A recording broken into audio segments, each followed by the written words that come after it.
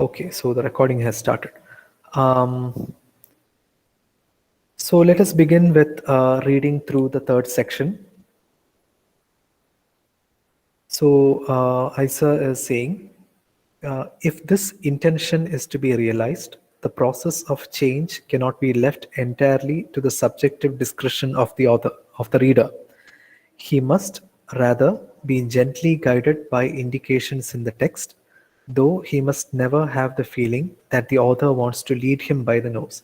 So, what is this intention that he is talking about? For this, we have to just quickly look at the last section that we discussed yesterday. The intention behind any text is that the reader gets a kind of a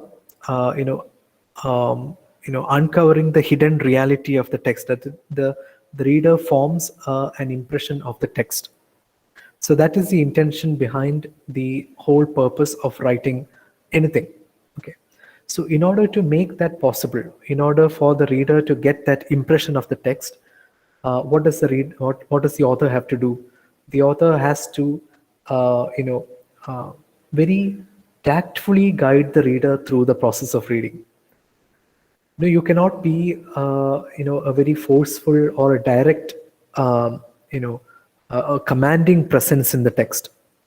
The author cannot directly command the reader to understand certain meanings, but the author has to, tactfully guide the reader through the whole process without making the reader feel as if he is being forcefully led through these, meanings. So that is what Isa is talking about here. So he must be gently guided by the indications in the text, though he must never have the feeling that the author wants to lead him by the nose.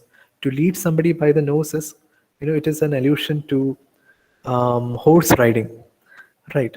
When you tame horses, one way to tame them is by horses or cows or whatever, any kind of these animals.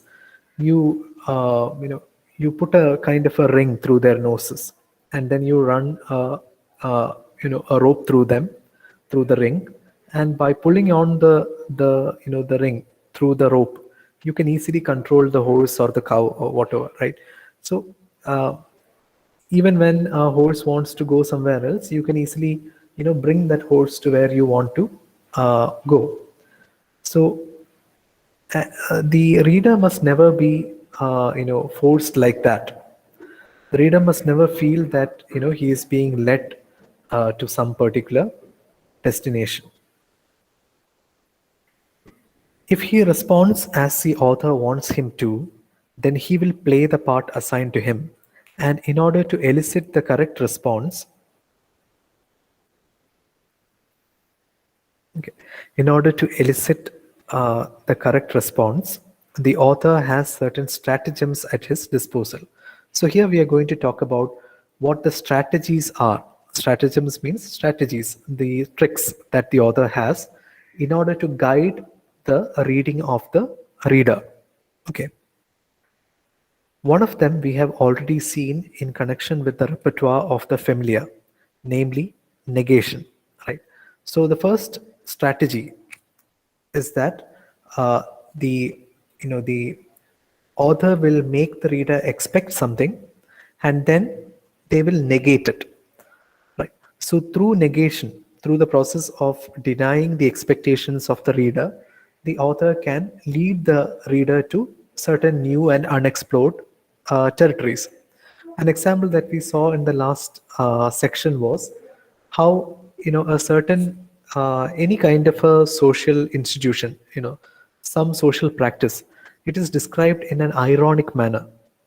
We saw how in Henry Fielding there is an ironic tone throughout the novel, and Henry Fielding uses this ironic tone to subvert or to change the inherent meaning that these rituals or these social practices have.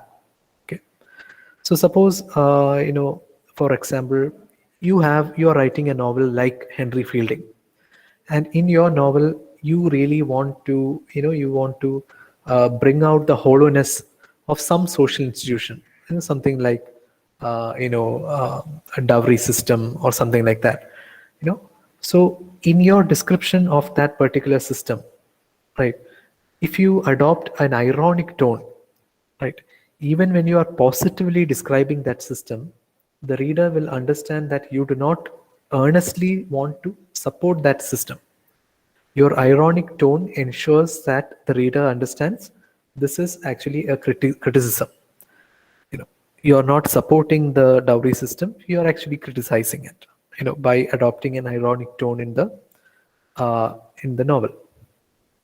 So negation is one way in which the author can guide the reading. Expectations aroused in the reader by allusions to things he knows or things he knows are frustrated. Through this negation, we know that the standards and models alluded to are somehow to be transcended. Okay. So the expectations of the reader are broken, and through this process of breaking, the reader understands that there must be some effort to transcend these expectations, to go beyond.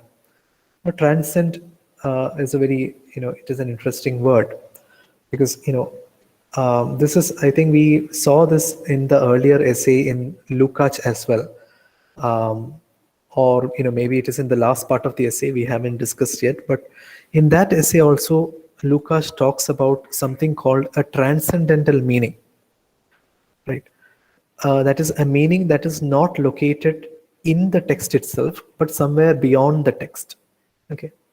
So here also the Wolfgang Iser is talking about some kind of a transcendence. Transcendence is the process of leaving the here and now to attain something which is beyond what we can expect or experience right now. Okay. So how is that possible in a novel?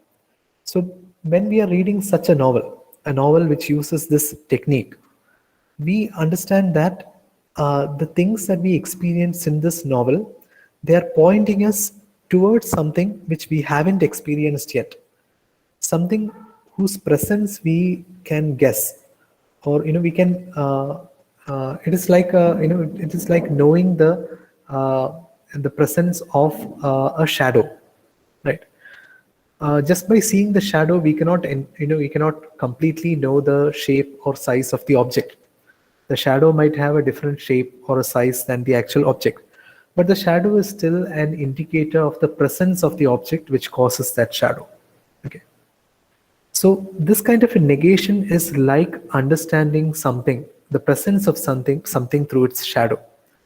It is up to the reader to go and find out the actual shape and size of the object which creates this, this kind of a shadow. Figuratively speaking, I'm speaking rather figuratively, not literally. But this kind of a negation is a technique by which the author can let the reader know that there is something beyond what is actually contained in the actual text of the novel. Okay. These now appear to be, as it were, things of the past. What follows cannot be stated, but has to be realized. Thus, negation can be seen as an inducement to realization, which is the reader's production of the meaning of the text. It initiates the act of imagination by which the reader makes the virtual actual, proceeding from the now obsolete norms of the past right through to the configurative meaning of the newly formed present. This is why we often have the impression when reading that we are experiencing the story of an event, story as an event in our own lives. Okay. So basically what Iser is talking about here is that uh, instead of being a passive activity, instead of being something which is indirectly undertaken, reading becomes an act of realization. Okay. Uh, so, in that, reading is completely different from something like watching a movie. In a movie, the visuals are shown to you, right? You can see exactly what the director wants you to see. But in a novel, much is left to the imagination. Right? There are limits that a novel has, because it cannot visually demonstrate what is going on. A lot of the work of imagining has to be done by the reader, and therefore, when a reader actually approaches a text, reading becomes an act of realization. Okay, so we take the content of the text, and then we put it into our own understanding of the world around us and of life, and then we realize that event.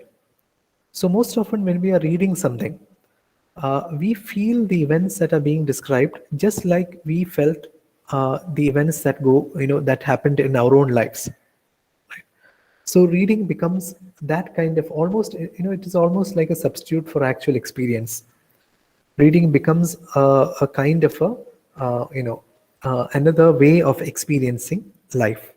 Okay, so this realization, right? This process of realizing the meaning of the text, that is described as the process of making the virtual actual.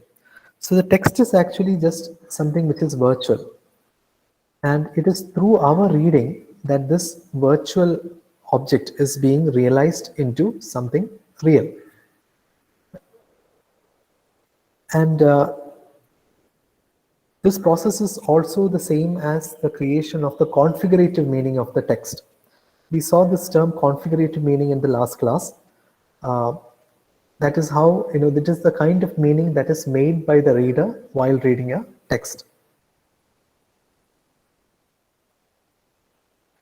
Okay.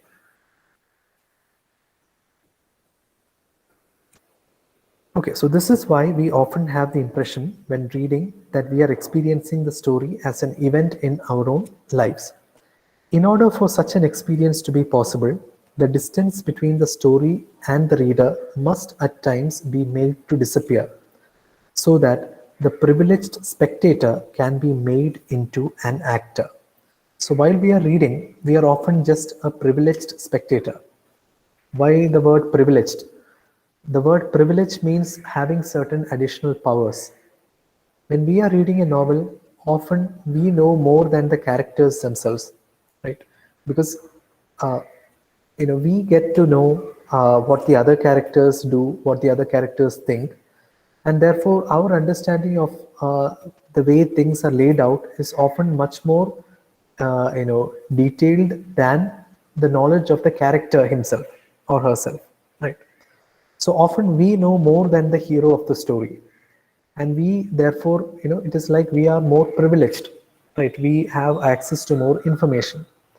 But rather than be a privileged spectator, Wolfgang Iser tells us that we must be made into an actor, right? We must be made into somebody who realizes the situation, somebody who makes the situations in the text come to life. So one technique which can be used for this purpose is, it's described here. A typical technique used for this purpose is to be seen right at the beginning of the novel, when Joseph has to resist the advances of Lady Booby and her maid. Lady Booby leads on her footman, whom she has got to sit on her bed with all kinds of enticements, until the innocent Joseph finally recoils, calling loudly upon his virtue. Instead of describing the horror of his Potiphar, Fielding, at the height of this crisis, continues.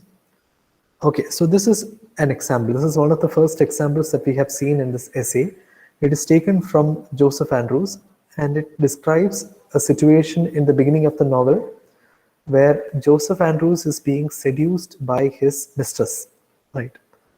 So he is actually a footman. A footman is a kind of a servant in the household of an aristocratic rich lady called uh, Lady Booby. And this Lady Booby wants to seduce Joseph. But Joseph Andrews is a really virtuous young man, and he wants to uh, preserve his chastity, so to speak. So he denies the advances that Lady Booby makes on him, and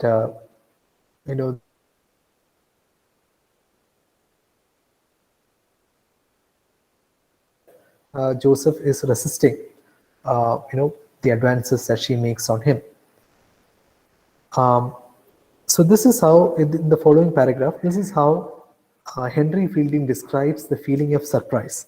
Okay, let us see that it's it is being described for a reason.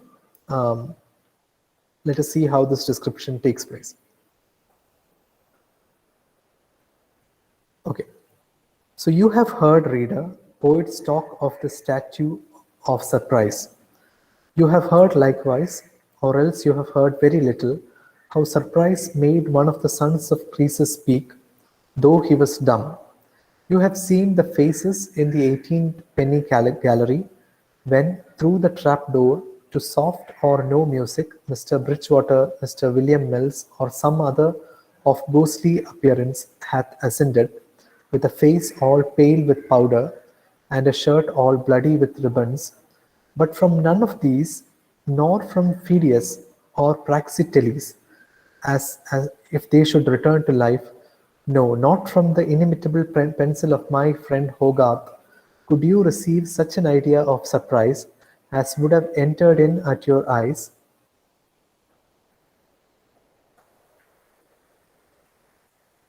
Had they beheld the Lady Booby when those last words issued out from the lips of Joseph. Okay, so this is how he describes Lady Booby's surprise. So the entire point of this passage is to describe how one character feels surprised. So how does he do it? How does Henry Fielding do it? He gives us a lot of examples. Okay, he gives us many specific examples drawn from classical literature as well as contemporary popular literature, right, of the 18th century. So he draws examples from many popular plays as well as from Greek and Roman classics. And then what does he do? He says that these examples are not exactly how Lady Booby responded. Okay, so he gives so many examples, and finally he says, none of these examples can describe the feeling that Lady Booby, experienced when Joseph resisted her advances. Okay, so what is happening here? Henry Fielding is setting up a lot of expectations, right? He's telling us, he's giving us many different examples of surprise. It can be like, how, Croesus, one of the sons of Croesus spoke, though he was dumb. It is not like the surprise that the audience feels when suddenly a ghost enters the stage during a play. So like that, he gives us so many examples and then says that none of these will be able to describe exactly what Lady Booby experiences. So setting up expectations, then breaking them. So now what does the reader have to do? The reader has to imagine an element of surprise, a feeling of surprise, which is much more than any of these examples. Okay. So look at this. As the narrative does not offer a description of Lady Booby's reaction, the reader is left to provide the description. Okay. So the story does not tell us how Lady Booby was surprised. And the reader has to provide the description using the directions offered him. So whatever directions that we get, whatever clues that we get, we have to use them to formulate our own understanding of this character's surprise.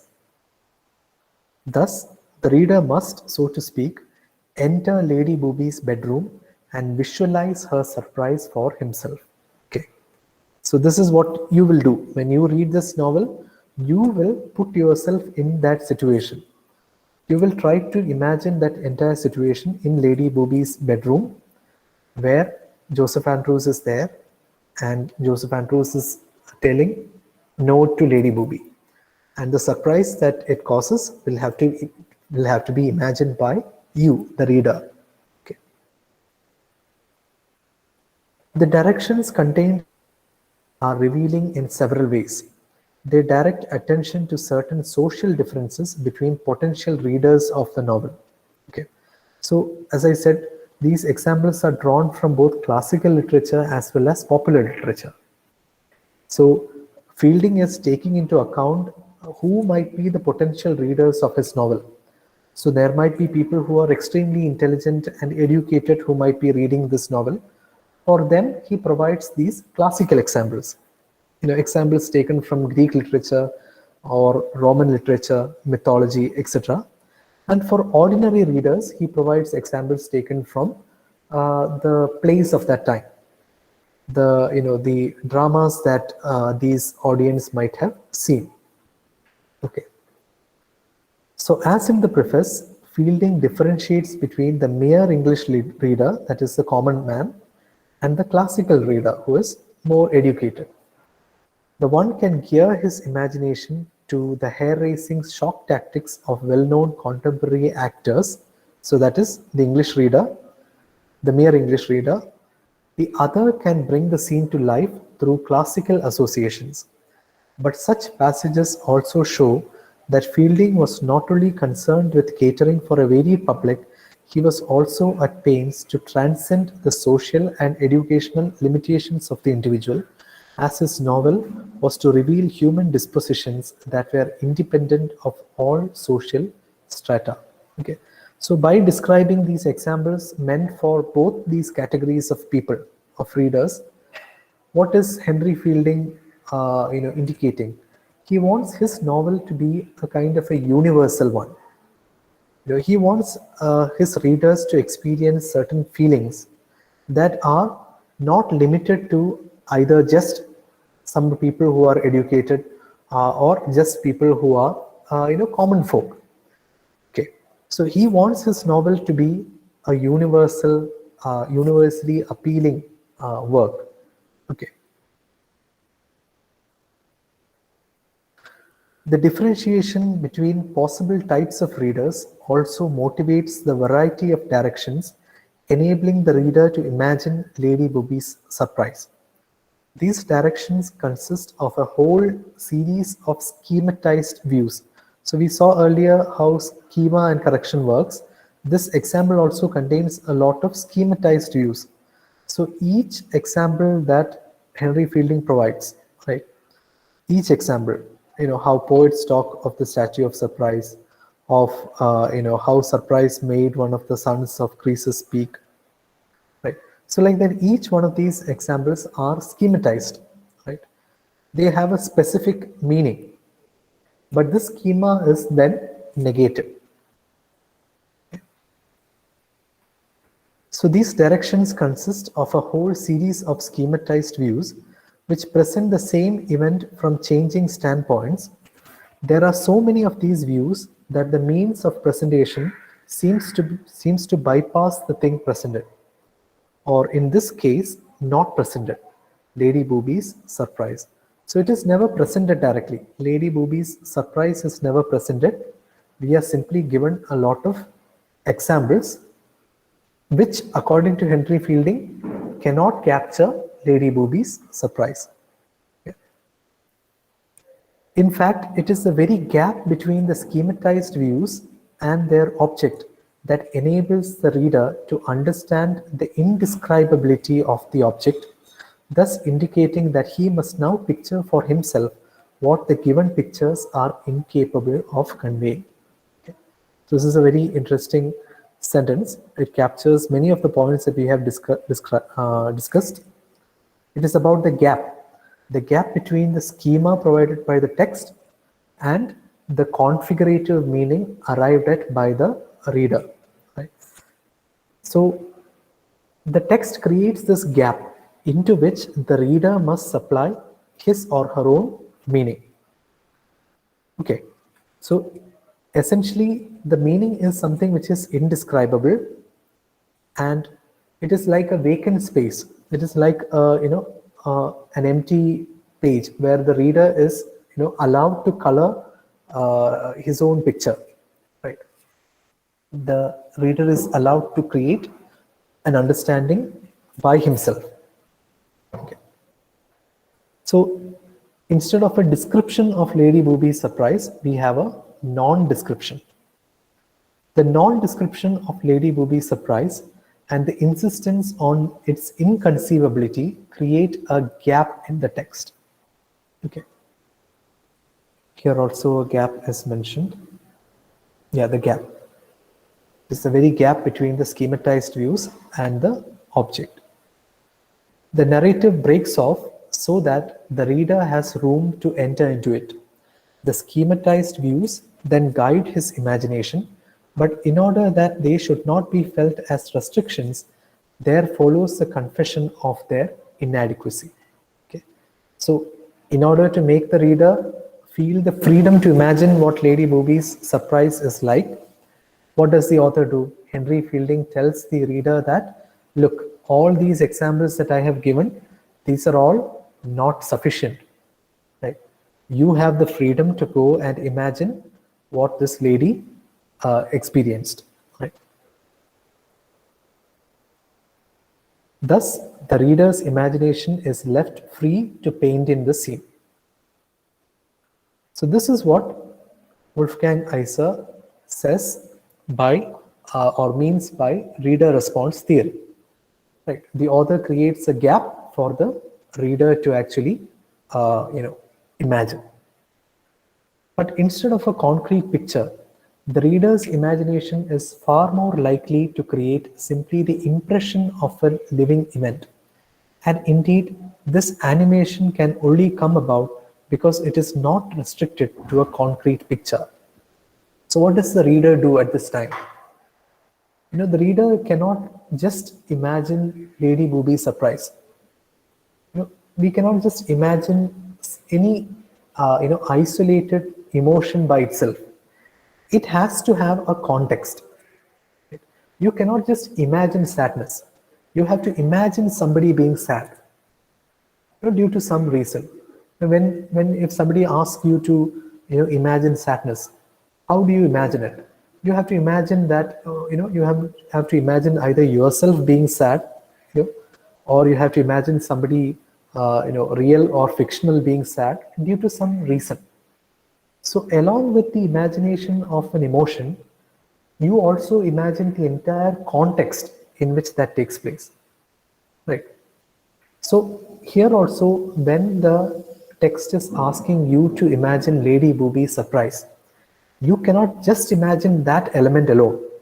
You have to imagine that entire event as a, just like you imagine a living thing, right? A living event, some event that takes place in your own life. Okay, so you get a kind of a complete, living experience from reading this text. It is almost as if you are experiencing the entire event directly. Okay. So when this happens, this animation is bringing to life. So you bring the entire situation, the entire event to life. So this is why the character suddenly comes to life in the reader. He is creating instead of merely observing. Okay, instead of just observing the text, we are creating. And so the deliberate gaps in the narrative are the means by which the reader is enabled to bring both scenes and characters to life. Okay. So this is the second technique that Wolfgang Iser is talking about. By providing these gaps, what does the author do? The author makes the reader imagine the whole situation, and through that imagination, the entire novel, the entire description which is given in that novel comes to life. This process is not set in motion without careful forethought. Okay, so this is carefully planned. Forethought means planned. In this connection, there are two observations that are worth making. If the schematized views of Lady Booby's reaction are all going to fall short of their target, the question arises as to whether such very precise indications are in fact totally irrelevant to the steering of the reader's imagination. Classical references are interwoven with contemporary, the former creating an effect of pathos, the latter of comedy, if not of farce. The mixture of pathos and comedy tears apart the false appearance with which Lady Booby tried to conceal her lasciviousness. The result is an opportunity for discovery, and the more the reader brings to life himself, the greater the discovery. Okay, so in this paragraph that we just read, Wolfgang Iser is, he's looking at the way Henry Fielding writes, and he says, by giving us examples drawn from both classical literature as well as contemporary literature, where the classical literature examples are designed to evoke the sense of pathos. Pathos is, a kind of a serious contemplation, feeling of sadness with some seriousness, right? That is pathos. And the modern examples that he gives are all farcical, right? They kind of drive us to laughter. They make us, laugh out loud at the kind of things that Lady Booby experiences. So by contrasting these things, classical with contemporary, serious with light-hearted, the text itself is kind of tearing itself apart, right? By joining together these opposing things, in that description of Lady Booby's surprise, Henry Fielding is kind of tearing himself apart. The kind of writing that he is, undertaking, that act of writing itself is being torn apart, because he is suggesting that we don't need these specific examples. We don't need specific examples from serious literature or contemporary literature. What we need is to realize the hollowness, in this instance. Okay, so giving us these, contrasting examples is a way through which Henry Fielding is telling us that, look, the real, object of this passage, the real goal of this passage is to show the hollowness behind Lady Booby's feelings, right? It is like the combination of seriousness with, joviality, with triviality.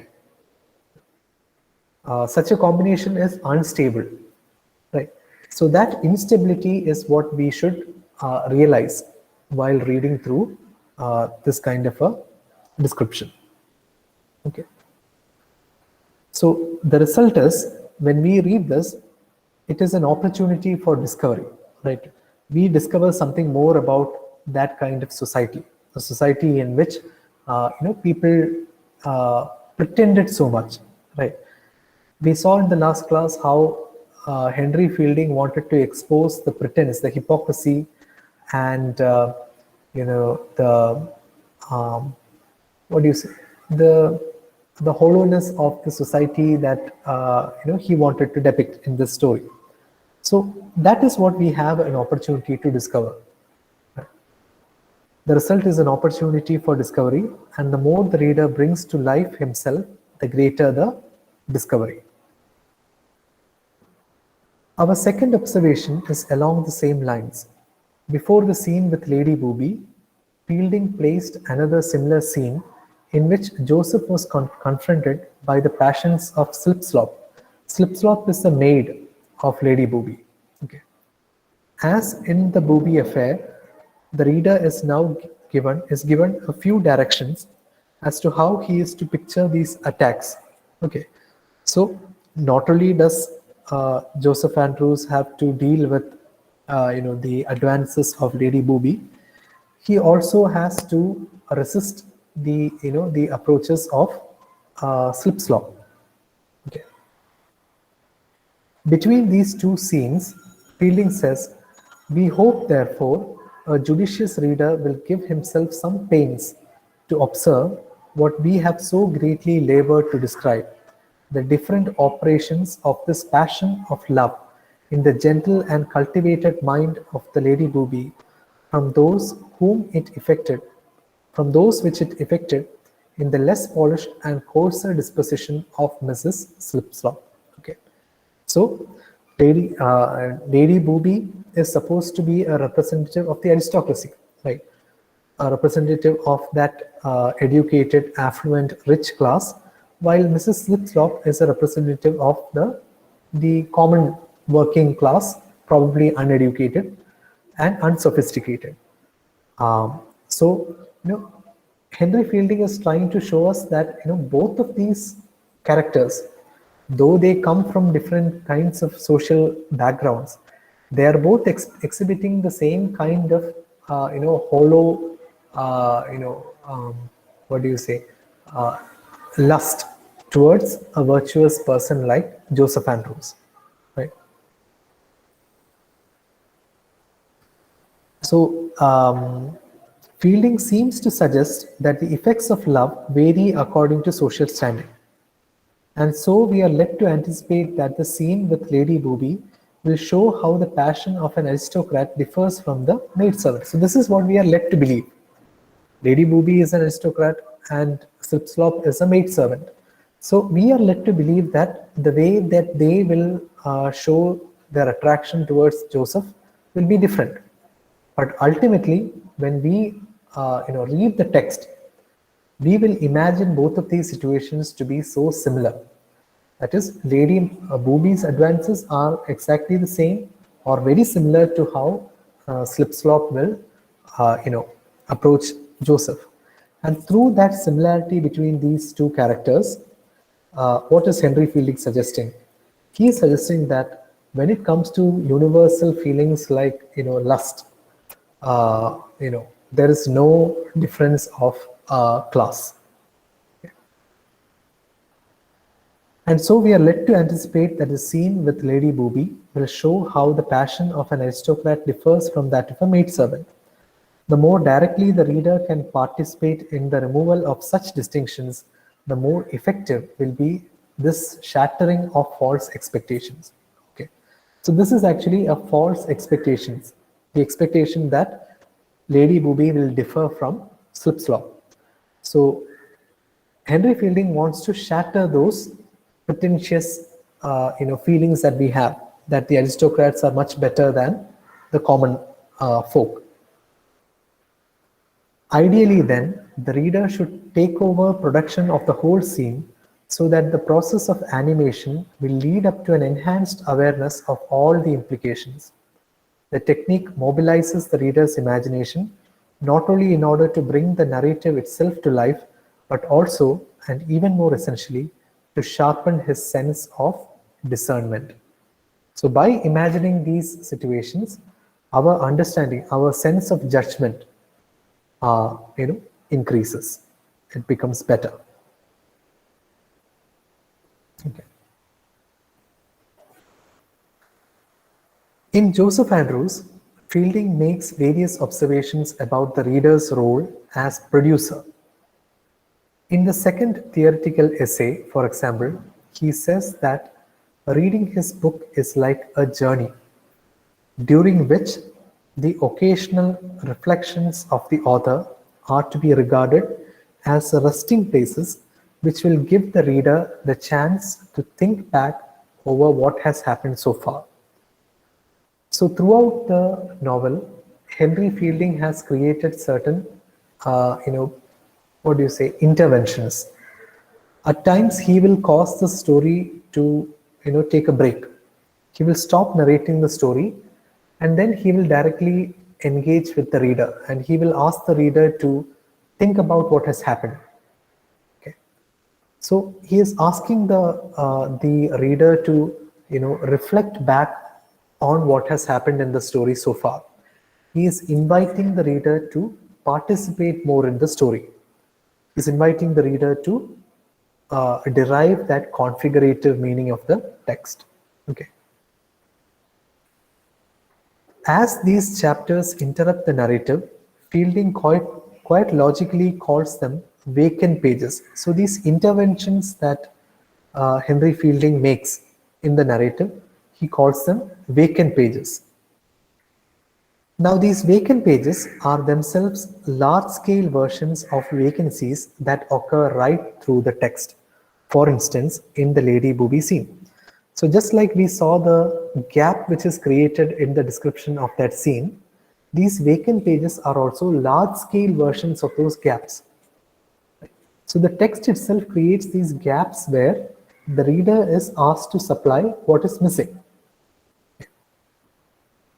And just as the reader is to reflect during these vacant pages, so too must he reflect during all the other vacancies or gaps in the text.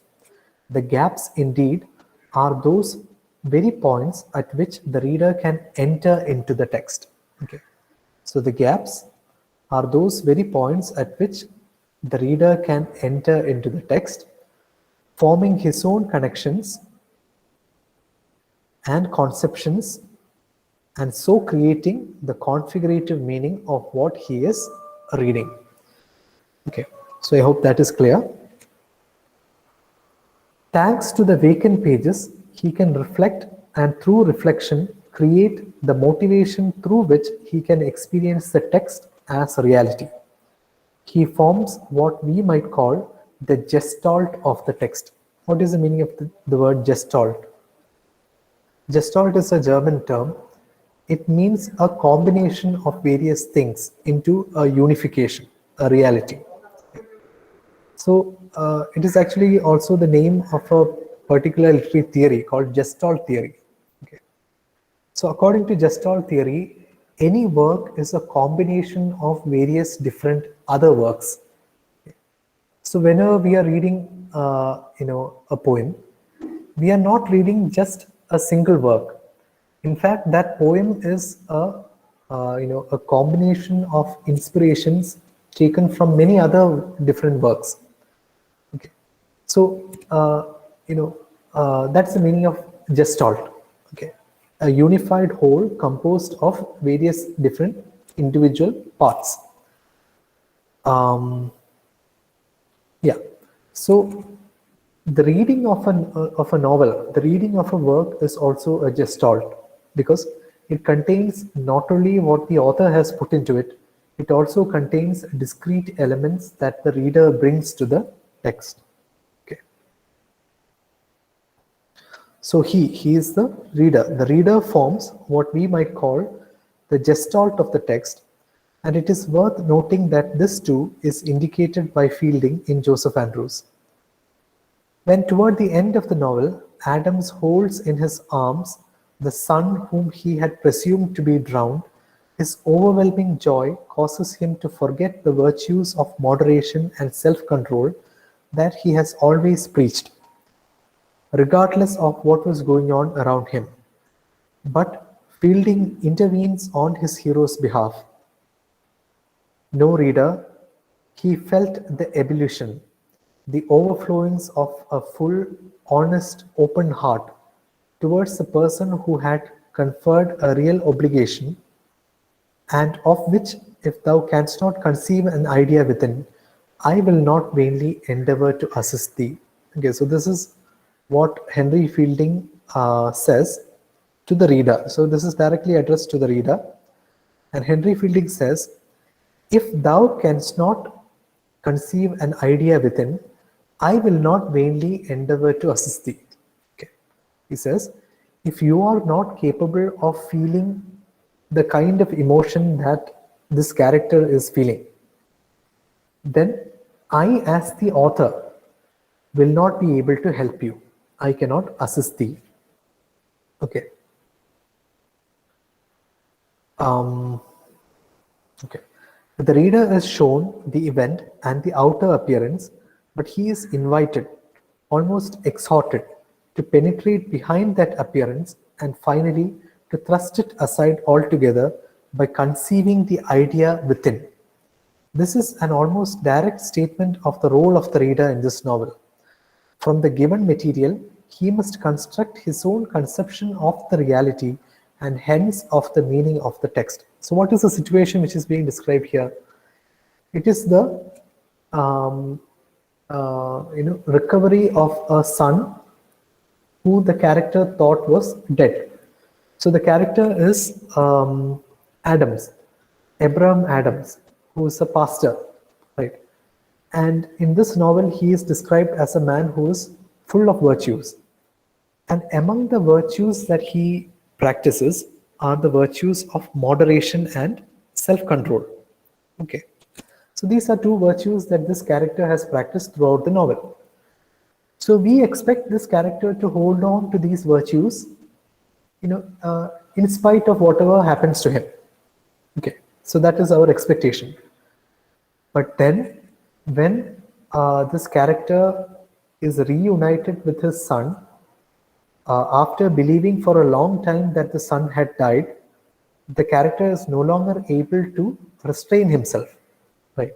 The character breaks those virtues and engages in a kind of deep passion, a deep feeling of joy. And at this time, Henry Fielding is telling us that you should understand, as the reader, you should try to put yourself into that situation when you are reunited with the son whom you thought had died. If you are in that position, you too will feel the same, overwhelming emotion that this character felt. Okay. So the reader is asked to conceive the idea within his own mind, within his own psyche.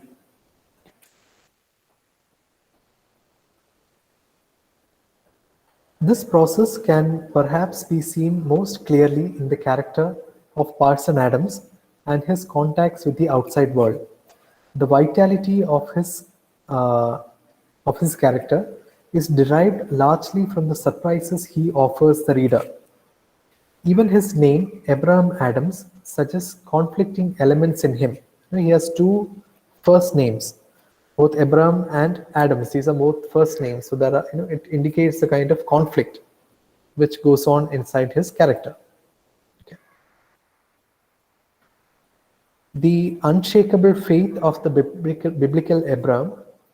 The biblical Abraham was asked by God to sacrifice, his own son. Right.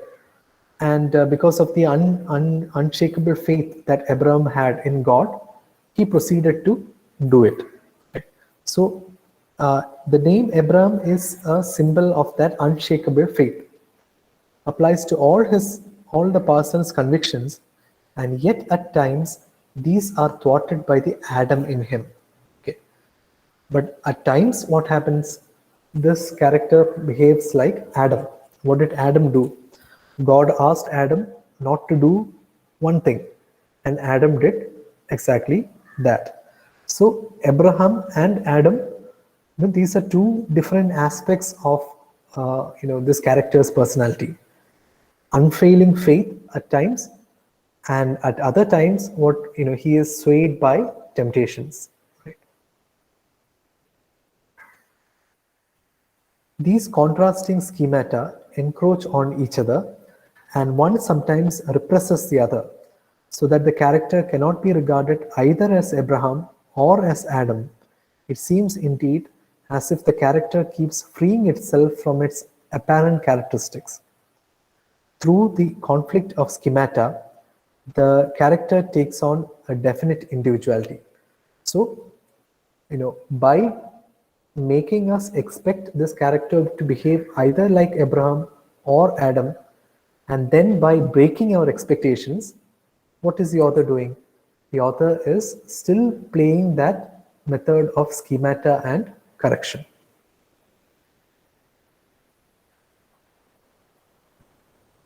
Okay. Through the conflict of schemata, the character takes on a definite individuality, at times approaching caricature, and always full of potential surprises for the reader. Caricature depends for its effect on distortion, but distortion in turn depends for its effect on our conception of what is normal. Otherwise, how should we know something was being distorted?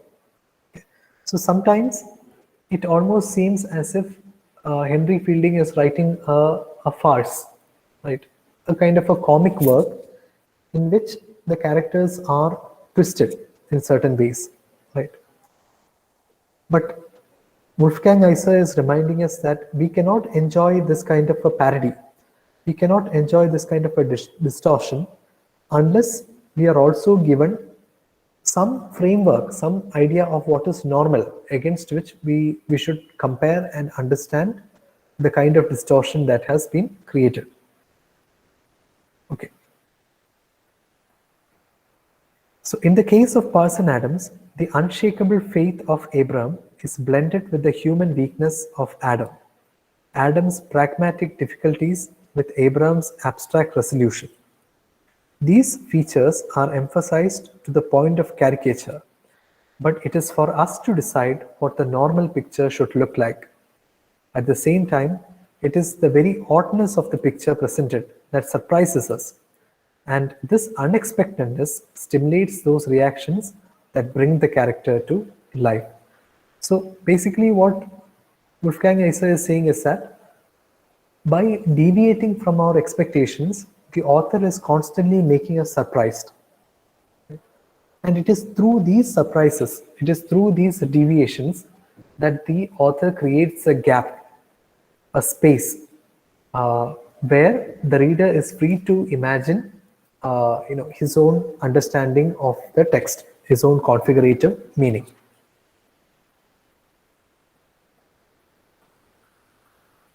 Okay. This bringing to life, however, is not an end in itself. It has a function of involving the reader in an action, the meaning of which he must discover for himself. The character is not aware of the conflicting schemata within himself, and the results of this ignorance are apparent right throughout the novel. Okay, so it is the reader who is aware of these incongruities. Abraham Adams is not aware of the fact that there are two opposing sides in him. Part of him is like Abraham, part of him is like Adam. He is not aware of it. It is the reader who is aware of these conflicting schemata. Okay. Parson Adams, not knowing what he is, takes part in a variety of confrontations with the world, always reacting quite spontaneously and nearly always reacting inappropriately. The reader, though, is in the picture. Not only is he aware of Adam's polarity, but also, thanks to the author's numerous directions, he is aware of how inadequately Adams applies his ideal qualities in dealing with the world. So we, as the reader, we understand how, even though Adams is supposed to be a very virtuous person, the aspects of his personality are so vastly different.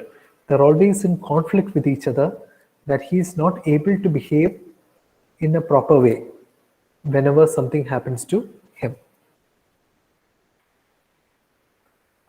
Okay.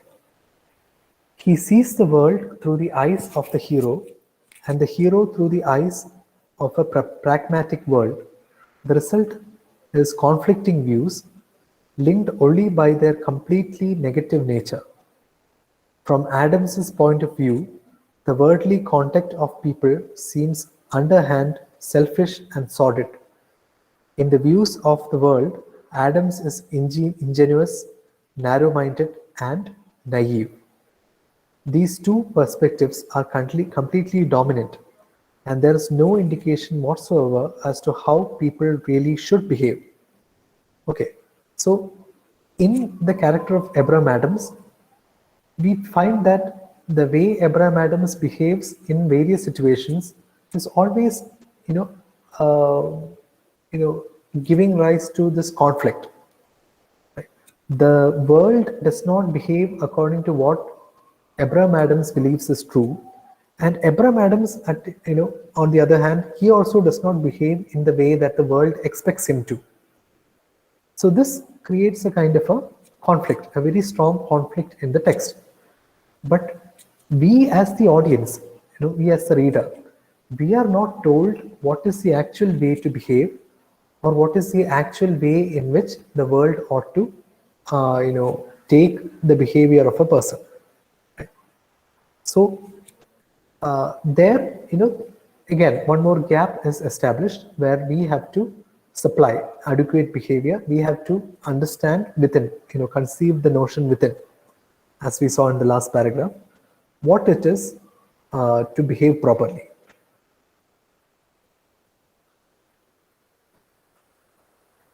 This total balance of absence is intensified by the fact that the characters themselves remain quite unaware of the shamelessness of their so-called worldly wisdom, or in the case of Adams, the impracticality of his idealism.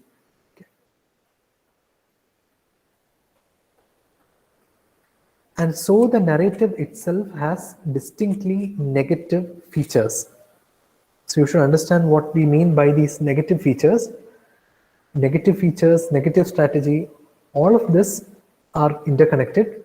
These are all related to the process by which the author tries to tell us what is desirable, not by showing it to us, but by showing a gap, right? Where we have to imagine the desirable kind of behavior, right? The author does not directly show us what is the actual way to behave, but instead he creates a kind of a gap where we have to supply that adequate behavior.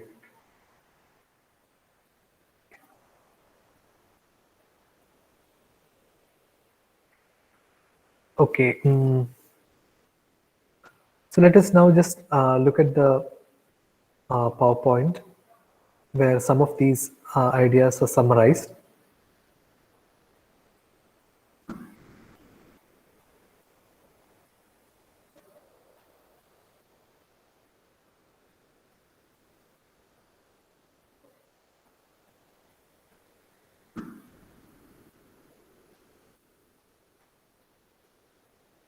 Okay, this is the start of part 3. Reading is often like the experience of living through the incidents depicted in the text. This is because the reader is personally involved in creating part of the meaning. What is the name of this meaning? The created meaning. It is the configurated meaning of the text. The distance between the story and the reader is lessened, and the spectator becomes an actor.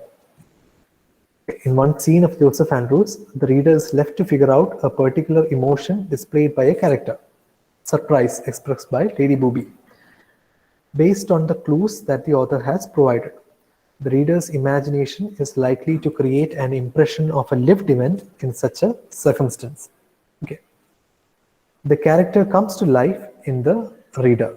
Okay, so because the reader is asked to imagine, to exercise his or her own imagination, that entire scene, that entire incident comes to life. Fielding's text disproves the belief that emotions are felt differently depending on the social standing of the characters who feel them. Okay, so that is by giving us the behavior of both Lady Booby as well as Slipshod. The reader is invited to participate in the removal of such false distinctions. Participation of the reader also sharpens his sense of discernment, judgment. The character of Parson Adams is important. He possesses too many virtues that his responses to a vice-filled world is always inappropriate.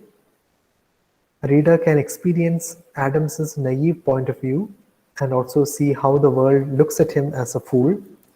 It is up to the reader to decide what responses might have been appropriate.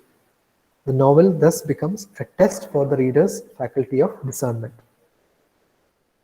So reading a book becomes something like a journey.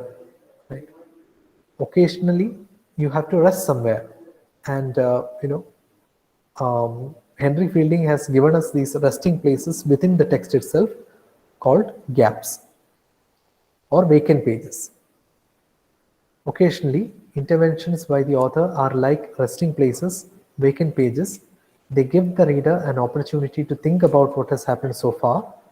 The reader creates the motivation with which he can experience the text as reality.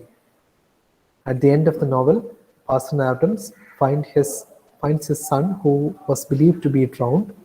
Adams's joy is not directly described, it is only alluded to, and the reader is invited to feel it for himself or herself.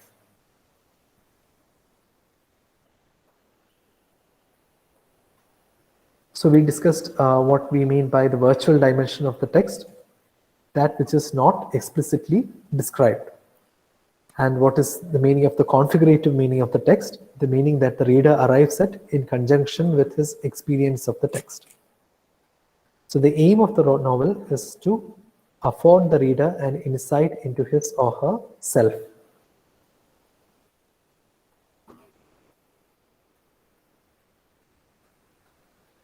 Okay, so it is natural that the reader feels a sense of superiority over flawed characters. The novel must show that this feeling is illusory in order to be able to reveal the reader's own weaknesses. So this is something that we saw in the last class as well. Right? When the uh, when the reader is asked to participate in the process of meaning creation, the reader is also led to imagine, himself as being superior to these characters who have so many flaws. Okay. But the novel, what does the novel eventually do? The novel uh, demonstrates how these expectations are false.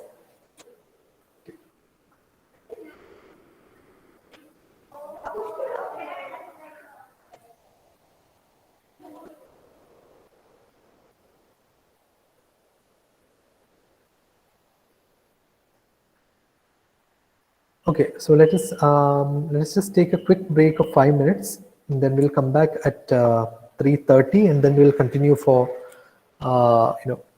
maybe half an hour and maybe a little more than half an hour, and we'll see how much we can finish during that time.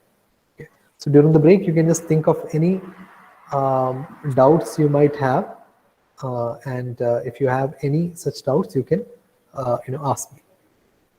Okay.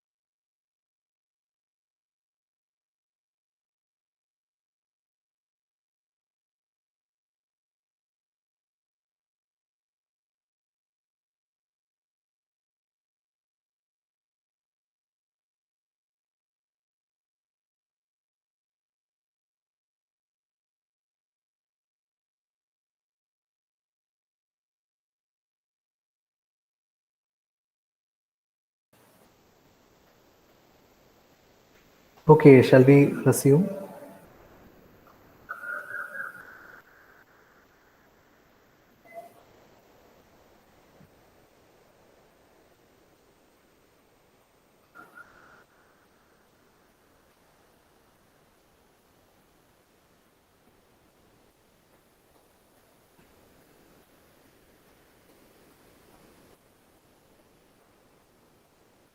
Okay, so basically, you know, uh, to summarize the main point that um, Wolfgang Heiser is making in this whole section is that the entire purpose of a novel is to uh, make a, make the reader realize more about himself, right, or herself.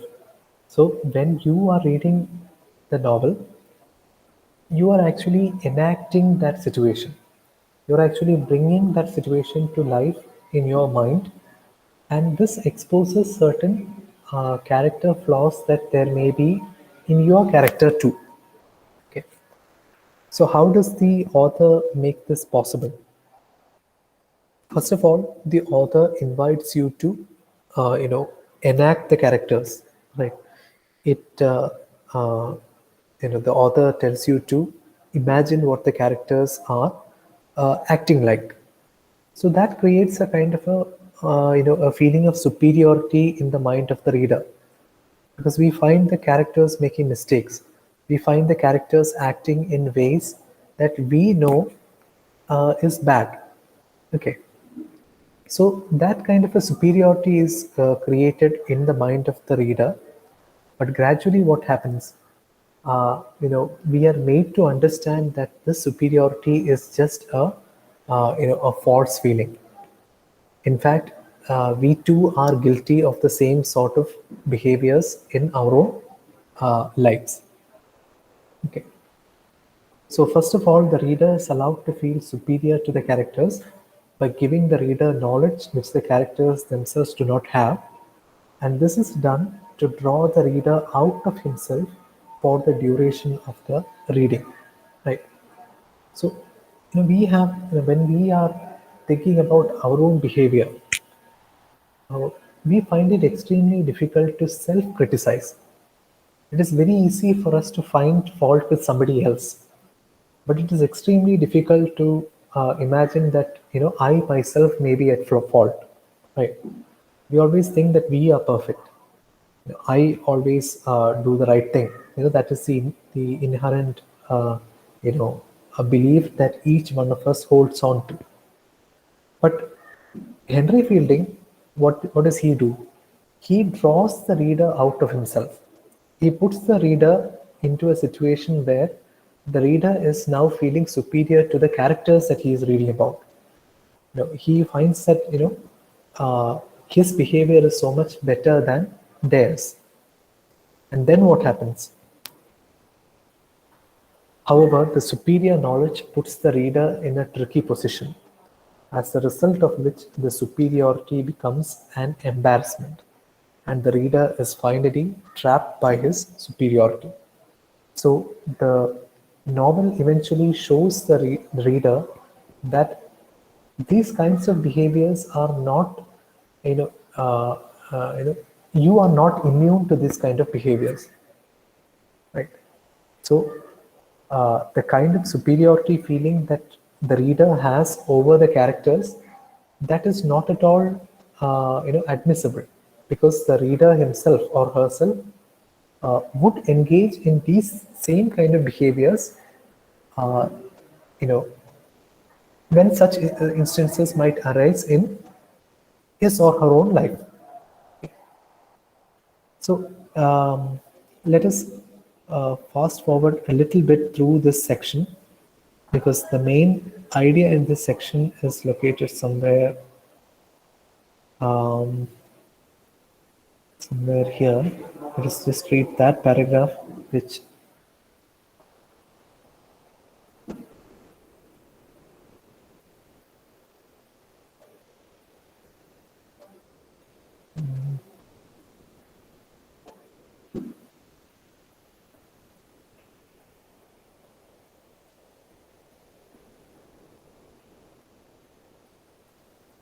Okay, so uh, you know, initially the reader becomes this kind of a superior feeling being. The reader feels that he is superior to the characters. But then, what does the text do? The text makes the reader realize that the only reason why the reader feels superior is because the text has given additional information to the reader. Earlier, we saw how the reader is a privileged spectator, right? The reader has access to certain information which is not present for the characters. Okay. So this is the reason why the reader is able to feel superior to the characters. But in real life, we don't have that privilege. Okay. So in real life, we are no different from the characters whom we are laughing at. So that is what is mentioned here. So this is how the reader becomes trapped by his superiority. If he feels superior to the worldly wise because he can see through them, then when he turns his attention to Adams, he is obliged to see through himself because in the various situations he reacted differently from Adams. And if he wants to see through Adams in order to maintain his superiority, then he is obliged to share the views of those whom he is continually unmasking. The worldly wise are lacking in morality, the moralist in self awareness, and these two negative poles carry with them a virtual ideality against which the reader must measure himself. This ideality is the configurated meaning of the text, the product of the reader's own insight, creating standards below which he must not fall. So, at every instance in the text, when we are creating this configurative meaning of our reading, we are actually setting standards of our own behavior. When we are laughing at characters in a novel, that means that our own behavior should not fall below that standard. So thus we are constantly engaging in an act of judging these characters as well as ourselves. Right? We need to make sure that our behavior is not worse than these characters. So that kind of a standard is being developed.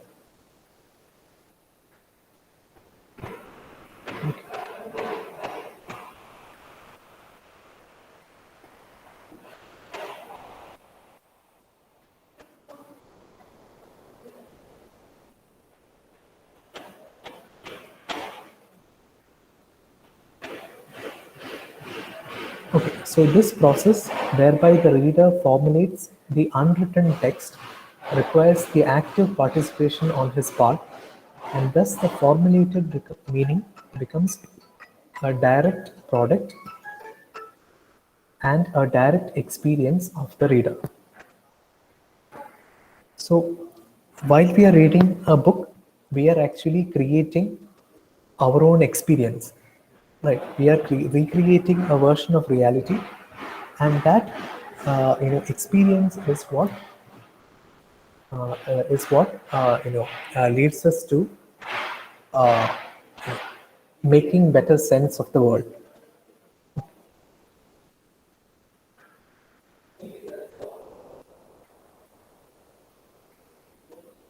Okay, let us quickly look at the summary of the points in this section.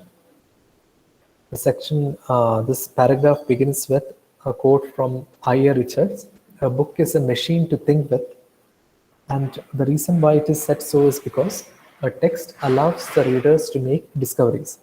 We have already said about the gaps that the text creates, and these gaps are opportunities for the readers to create their own meanings, their own readings. Okay. For Fielding, unlike Samuel Richardson, the book is not a collection of exemplary characters or stories. Okay. In Samuel Richardson's Pamela, basically what we are getting are examples that we must copy. Okay. When Samuel Richardson wrote Pamela, he wanted to give us examples that we can directly copy in our own lives. But for Henry Fielding, these are not the kinds of characters that he creates. These characters are not examples. Okay. If we say that literature is a collection of examples to live by, we are deluding ourselves by engaging in a fantasy. So literature should not be just a collection of examples. Right? It should actually be a tool with which we can understand our own reality. Adams as a character overcomes his over-dependence on books by casting his copy of Aeschylus into the fire. Right. So this is a situation that we see in the novel, in Joseph Andrews. So indirectly through this example of the character tossing the book into the fire, the author is telling us not to depend on books too much. Right. It is not, we are not supposed to just take examples from the books and apply them to our own lives. Instead, we have to use this book as a machine to think with. A book is a machine to think with. So a book becomes like a tool that we can use in our daily life. The novel does not represent the world. Instead, it provides points of access to the world. Okay. So the world means the experience, the kind of lessons that we learn from life. So these lessons are not directly available from the novel. Instead, the novel provides us access to these lessons. It is ultimately our own effort, our own imagination, which teaches us these lessons about the world.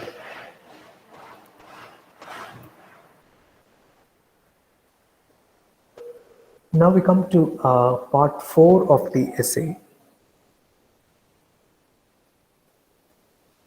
Okay, what I'll do is I'll concentrate on the presentation first, and then maybe if we have time we can go back to the text itself, because otherwise we won't finish this. Let us look at part 4 of the essay, which is titled Strategies for Control and Explanation. So this section deals with how the author can control the kind of impressions that the reader creates, control the kind of configurative meanings that the reader creates while reading the text. Okay. So this is how he begins. This is the point with which he begins. Since the reader is the source of the meaning of the novel, there has to be some controls placed on him or her so that the meaning does not become completely arbitrary and subjective. So the author needs some sort of control over the kind of imagination exercised by the reader. Okay. So this control, what is the source of this control? How does the author control the kind of imagination that the reader brings to the process of reading? And that is through author-reader dialogue, by establishing a kind of conversation between the author and the reader. This dialogue, this conversation, does not give explicit rules by which the reader is to judge a book. Okay. So the author is not going to give us explicit rules by which we have to read a book. Explicit means stated directly, right? But what does it do? It provides guidelines. That is, it sets up a framework in which we can read this work. This framework only allows the full realization of the complexity of a novel. So the example which is given here is Tom Jones, the second novel that Henry Fielding wrote. So the framework which is created by the conversation between the author and the reader, that framework allows the reader to fully realize or to fully exploit the meaning-making potential of the novel. Okay.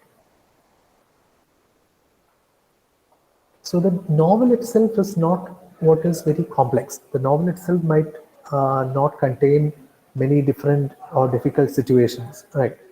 The novel might be very directly narrated. Right?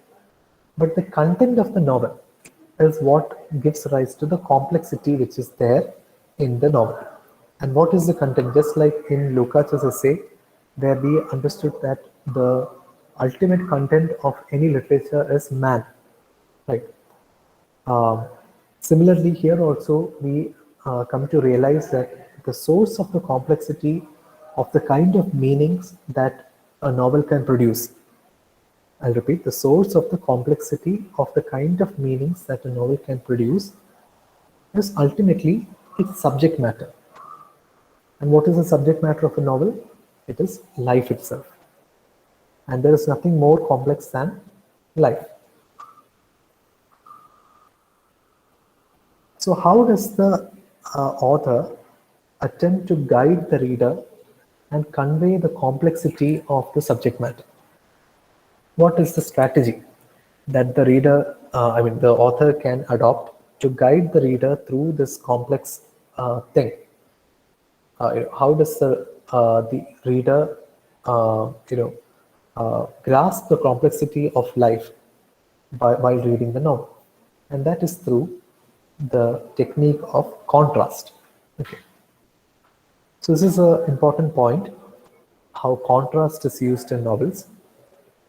Fielding asserts that the key to understanding literature is contrast. By the way, what is contrast? Contrast is just like the idea of dialectics that we studied in the Lukács essay. Not the Lukács essay, it was the other one, Jerome Began's essay, right? A dialectic is a kind of a opposition between two different ideas, right? Whenever we have one idea, there is an opposition set up between that idea and its, its inverse, its shadow, right? And it is from this conflict that something new emerges, and that is the key of dialectics. Okay, so like that in literature too, the beauty of something can be brought out only by demonstrating its opposite, its reverse. Okay, so that is what he says in this quotation. What demonstrates the beauty and excellence? What demonstrates the beauty and excellence of anything but its reverse? Thus, the beauty of the day and that of the summer is set off by the horrors of night and winter. Okay. So once again, this is yet another negative strategy. In order to show us the beauty of the day, the author does not directly describe the beauty of the day to us. Instead, he describes the horrors of the night. So, we are free to imagine the beauty of the day. Okay. Through that negative strategy, by telling us what it is not, we are led to imagine what it must be. Okay. So, an event can take its full shape in the reader only if it is simultaneously followed by the reverse. Okay. So in order to understand the beauty of anything, okay, if you want to understand the beauty of love, you must be made to feel the sorrow of loss. If you want to understand the the exhilaration of success, you must be made to feel the crushing defeat of utter devastation, destruction, right? So the actual picture that the author wants to convey is in the middle of these opposites. Okay, so what does the author do? Again, in this kind of an negative strategy, the author gives us these pairs of opposites. Right? In order to make us understand the beauty of something, he describes the ugliness of life. So by looking at that, we are free to imagine what the author wants us to understand. So the contrasting pairs in Fielding are varied enough to create a very complex picture of human life in the reader's mind. However, contrast itself is only a strategy. The real complexity of life is unfolded only in the mind of the reader, who negotiates the contrasting pairs provided by the text. Okay. So, suppose, as an example, this is an example in the text itself.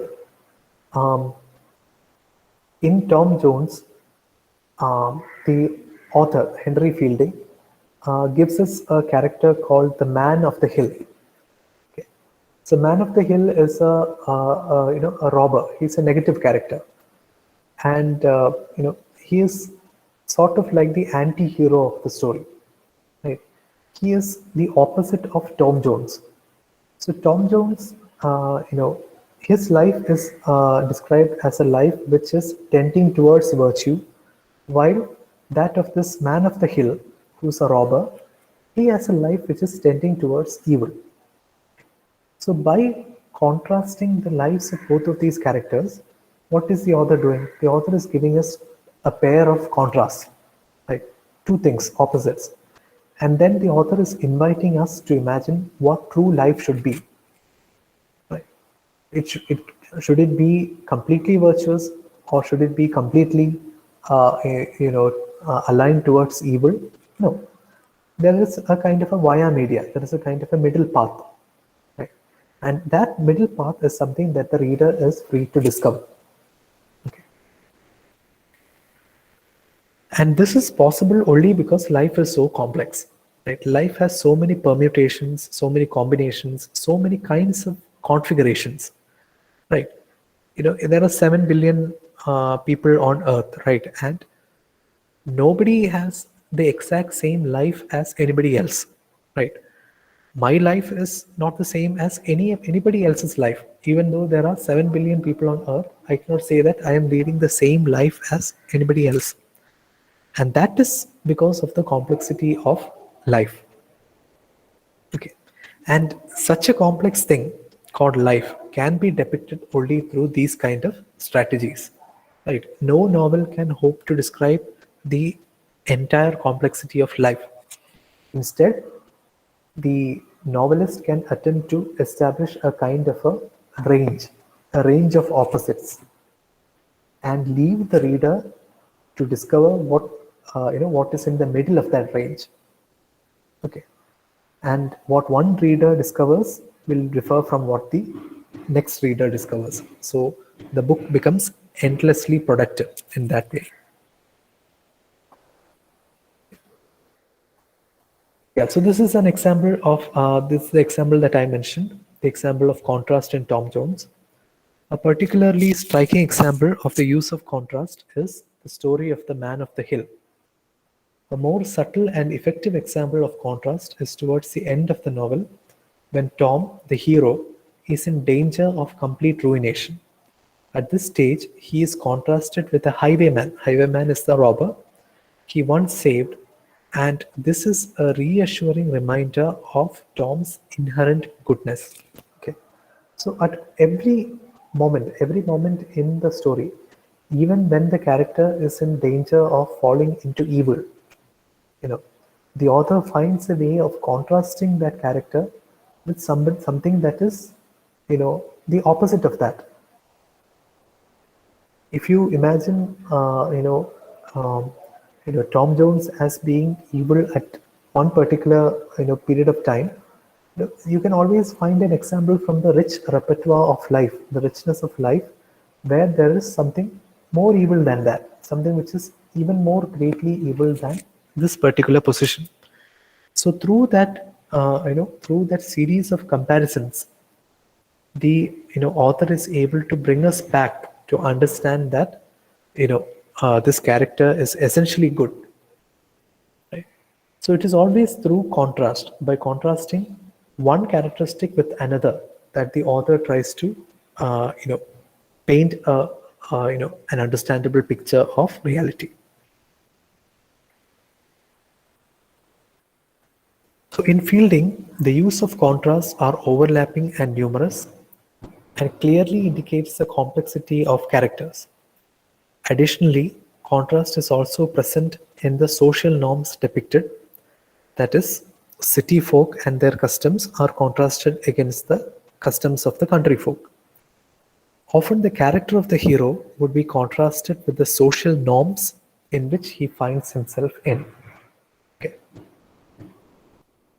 So this added level of contrast helps the reader to assume different perspectives depending on which element the author is emphasizing. Okay, so whatever the author wants to convey, what does the author do? The author picks two contrasting pairs and then tries to make the reader imagine that idea that he wants to convey as being in the middle of these two contrasting ideas.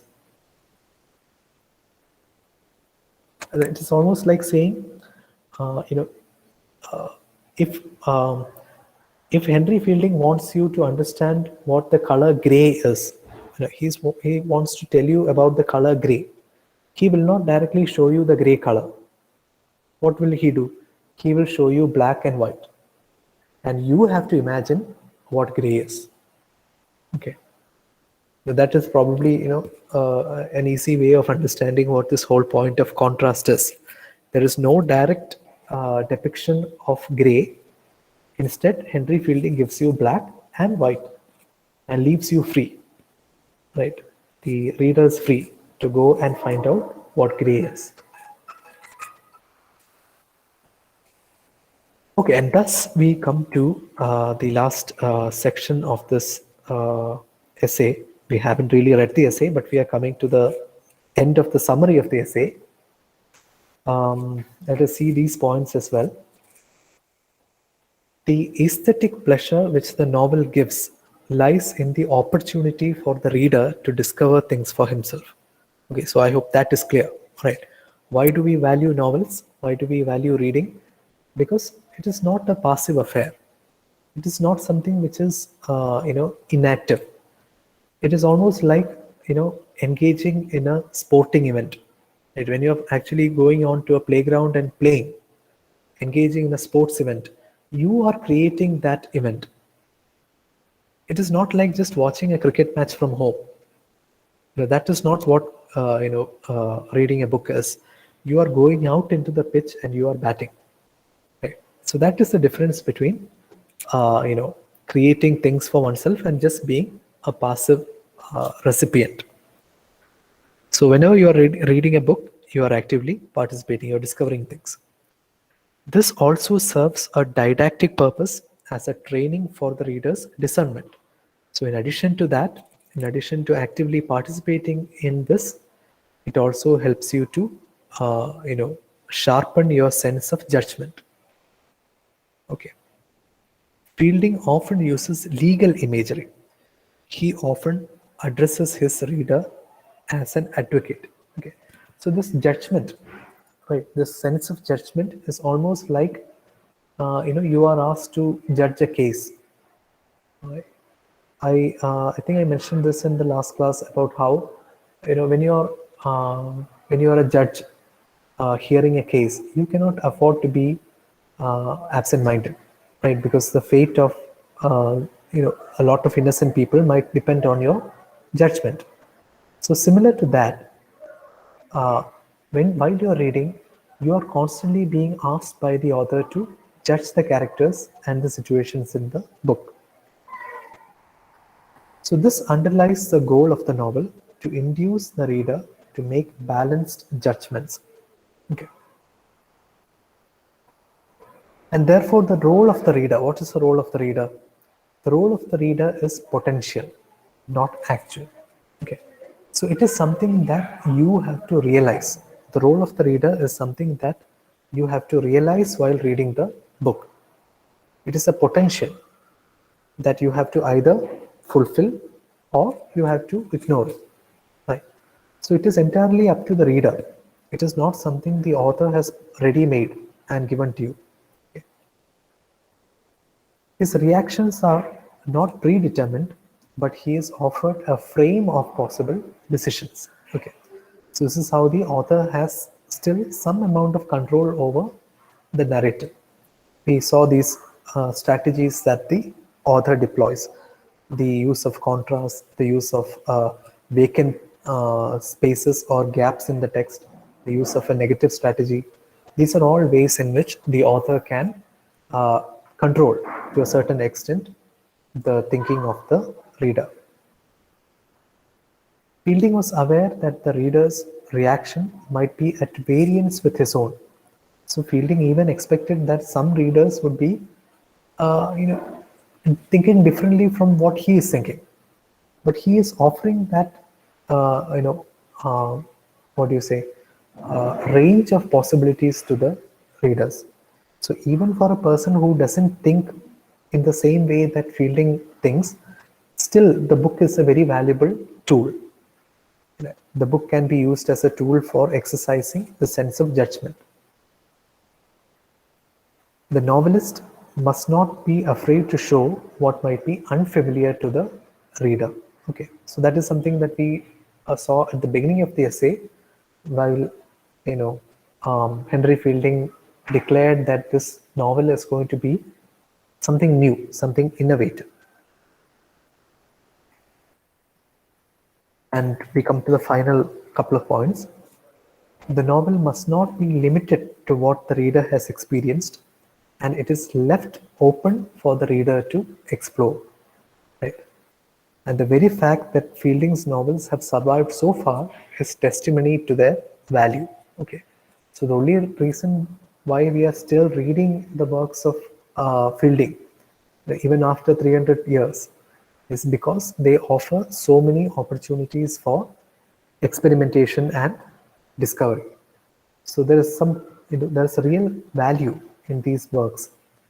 As Ayer Richards said, books are certain tools that we can use to think with, and essentially we must see Fielding's novels and other novels too as tools that help us to understand more of life and also ourselves. Okay, so that is a very very cursory summary of what this essay is about. Of course, we haven't read the last section and a little bit of the second section too. So I think it is probably better if we read those sections on our own. You can read it on your own, and whatever doubt you may have, post it in the group, and I'll try to explain it to you. You can take these presentations as a kind of a map, a route map through the essay, and try to understand the essay by reading it alongside with the presentation.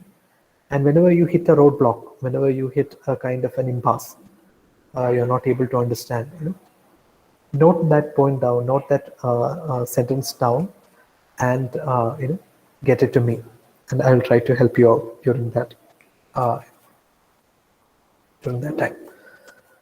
So with that, I think we'll wind up for the day.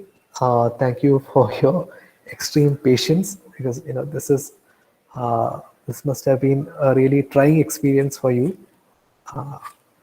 because this is not like reading a short story or a poem where at least there's a narrative to hold on to. Here the narrative is not there. All we have is a string of ideas, uh, you know one after the other, and oftentimes it is very difficult to hold on to that flow. So I'm sure that you will have many doubts, and do get them back to me, and I'll help you out. Okay, so any immediate doubt that you have at this moment, let us try to address that, and then we'll call it a day.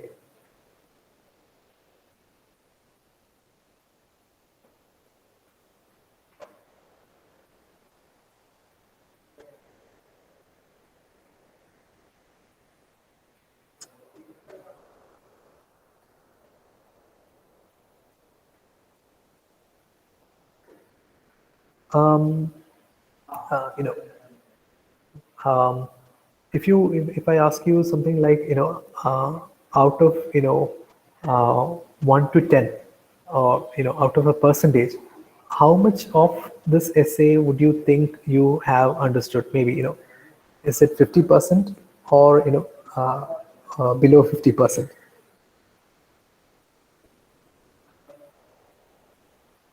50% ഒക്കെ മനസ്സിലായിട്ടുണ്ട്. പിന്നെ അത് വായിച്ച് മനസ്സിലാക്കിയെടുക്കാനൊരു time എടുക്കും.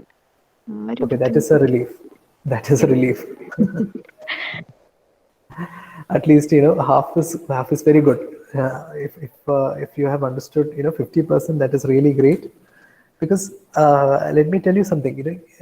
Of all these essays that we have to study, Lukács' essay, Jerome McGann's essay, and this one, and the others that we are going to study, your examiners will not expect all the points in the essay.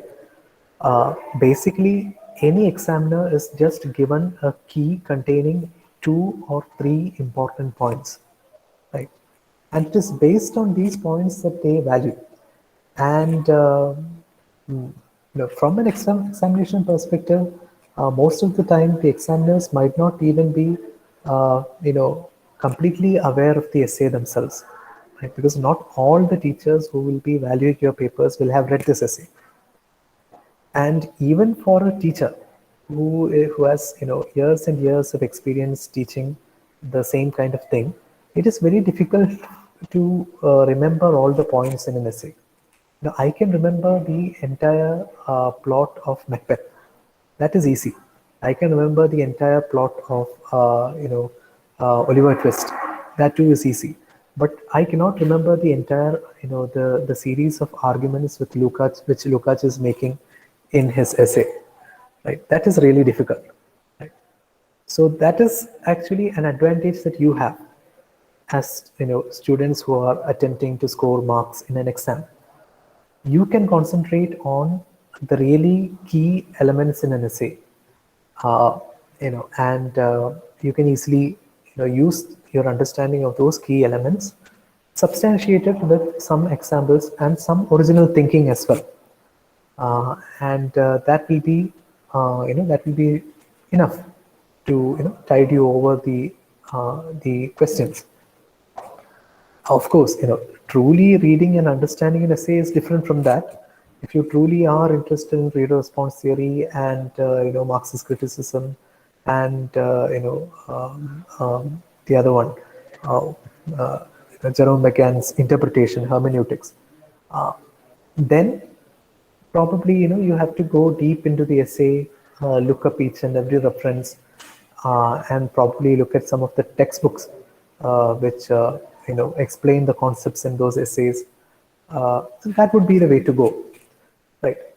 But but whether we have the time for that in a semester system like ours is very doubtful. And most of the things that we discuss in these essays are also uh, probably a little bit complex to be dealt with at the PG level, right? Hermeneutics and reader response theories are all complex ideas which require a lot of reading, right? So so the point that I wanted to make is, you don't have to worry. Even if you haven't understood every single thing, it doesn't matter, right? As long as you have understood the skeletal framework or the main argument that the author is talking about, you are safe. Okay.